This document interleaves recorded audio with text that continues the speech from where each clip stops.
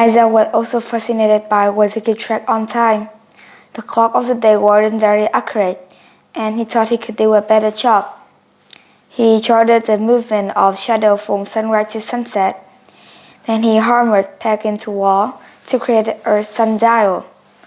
When people wanted to know the real time, they do Jack Isaac dial.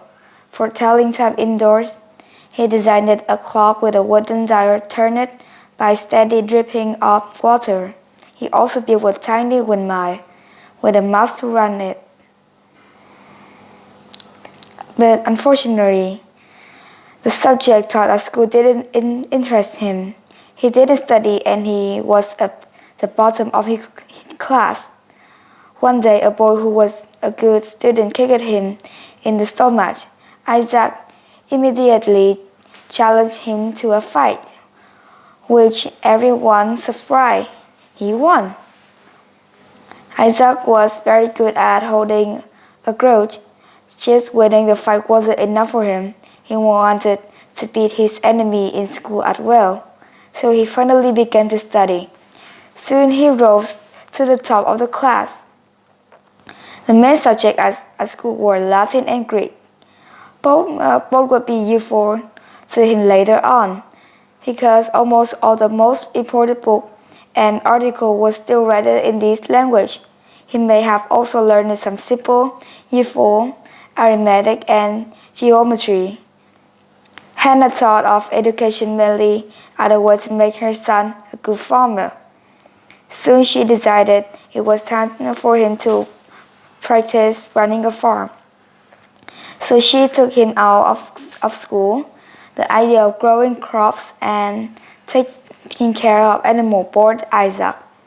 He deliberately did a bad job. When he was supposed to be working, he sat under a hedge heading all the building things. Once he was supposed to watch the sheep, he let them run into a neighbor field and eat the crops. His mother was hauled into court and had to pay a fine after that happened. Isaac was not turning into the kind of farmer his mother hoped to. Chapter 2, Cambridge. Luckily, Isaac wasn't the only one who hated the idea of his becoming a farmer. The master of his school thought it was a wasted of brilliant mind.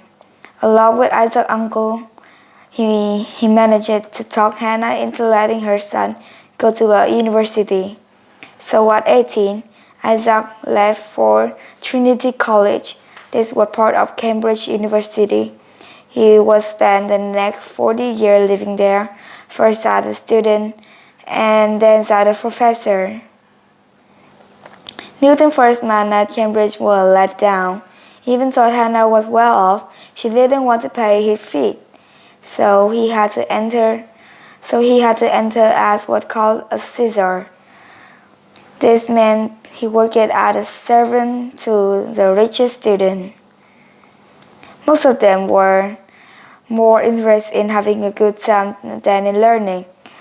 Newton displayed them. He grew less lonely when he met another serious student, John Wickham. They moved in with each other and lived together for the next 20 years. Wickham was one of the few people Newton ever stayed friends with for long. Unfortunately, Wickham never wrote down his memory of Newton.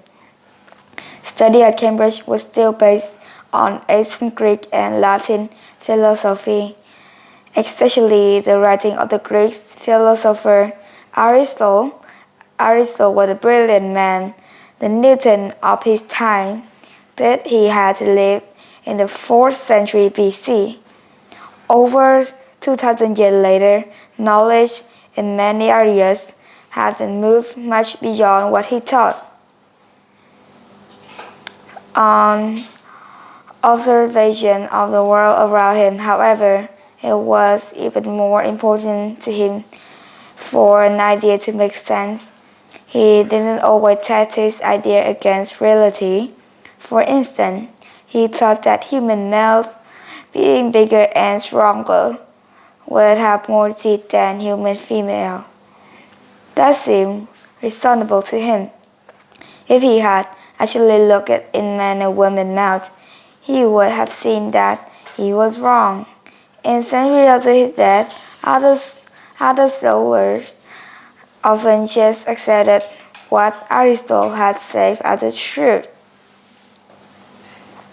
Much of what was taught at Cambridge didn't interest Newton, and he had paid little attention to it. What Cambridge did offer was a library full of books.